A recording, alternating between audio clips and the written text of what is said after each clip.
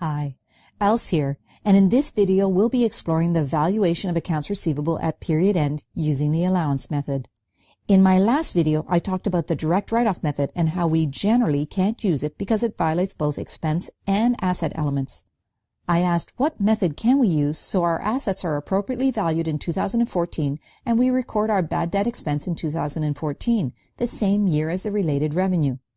That would allow us to follow the definition of both the element assets, which need to be valued at their future economic benefit, and the element expense, which have to be recorded in the same period as the related revenue.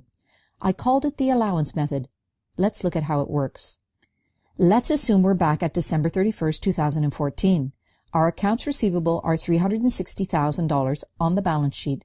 We know that when we sell on credit, there will always be a problem with collections. Some of our customers will never pay.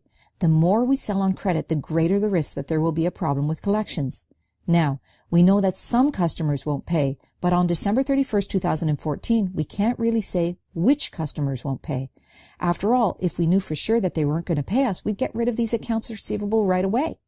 We don't know specifics, we just know that generally a certain amount of customers are not going to pay. How do companies handle this uncertainty? Well, they guess. When I say guess, I mean an educated guess, one that's based on the facts from the past and expectations about the future.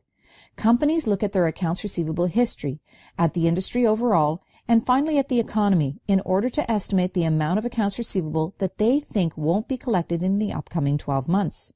Using this estimate of uncollectible accounts, they are in a better position to value accounts receivable at year end and to match the expenses to the revenue it helped to generate in that year.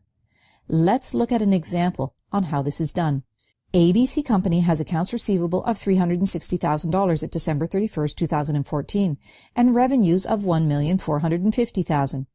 Remember that this is the first year of operations for the company.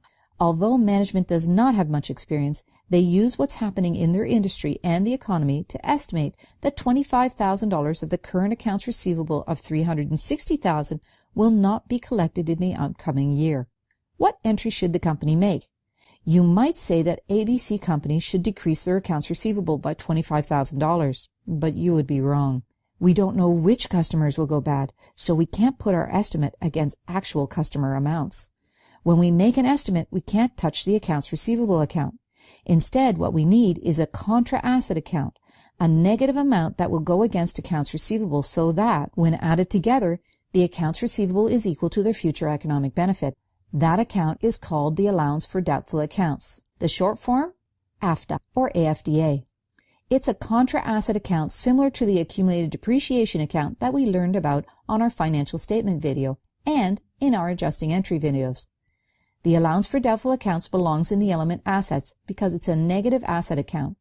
It's recorded immediately under accounts receivable on the balance sheet so that accounts receivable is now valued at its estimated future economic benefit. Okay, that's great, but what's the other side of the entry to record the estimated uncollectible amount for 2014? Under the element assets, we would record negative $25,000 to the allowance for doubtful accounts, or AFDA. Under equity, we would record negative $25,000 to the bad debt expense account. If we do this, would the problems we discovered when we were using the direct write-off method disappear? Yes, because it would reduce assets to their estimated future cash value and match expenses to the revenues they helped to generate in 2014. So, on our balance sheet, we would show the following under current assets. Accounts receivable, $360,000. Allowance for doubtful accounts, negative $25,000. We don't have to put a negative in front of the $25,000 because the word less is in front of the words allowance for doubtful accounts, which indicates that $25,000 is negative. Net realizable value, the value that we'll realize in cash over the next 12 months, is therefore $335,000. That is a future economic benefit that we expect to receive from these accounts receivable. All right, now, on our income statement, what would show? Revenues would be at $1,450,000. Remember, this includes $360,000 of revenue that we sold but have not as yet received in cash.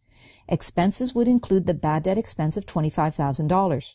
Notice the bad debt expense of $25,000 is recorded in the same year as the related revenue, so we are matching our expenses to the revenue they help to generate.